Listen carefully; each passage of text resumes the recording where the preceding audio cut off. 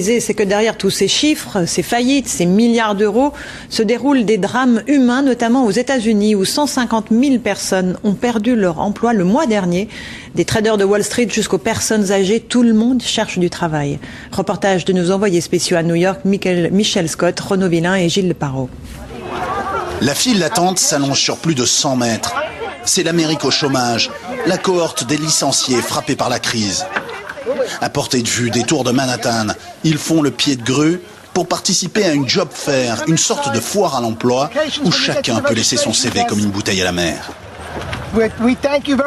Merci pour votre patience, il y a plein de patrons à l'intérieur qui vous attendent. La crise les frappe tous de plein fouet.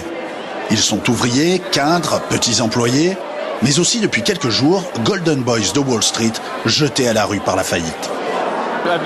Moi, je peux être DJ, caméraman, je peux même travailler dans la construction, n'importe quoi, pour pouvoir joindre les deux bouts.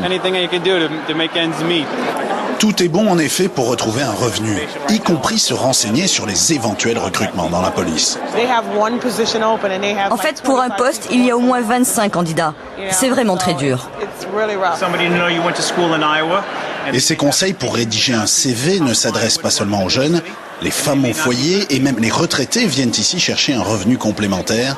C'est le cas de Sal, fonctionnaire pendant 30 ans et dont la pension ne lui permet même plus de payer une assurance maladie. Vous êtes sûr vous n'avez pas un petit poste dans l'administration, demande-t-il ? C'est incroyable, à 62 ans, je dois absolument retrouver un travail, tout simplement pour survivre. Quel que soit le prochain locataire de la Maison Blanche, il va devoir faire face à une situation sociale très dégradée. Et c'est sur cette question économique, bien davantage que sur celle de la guerre en Irak par exemple, que les Américains attendent des réponses immédiates.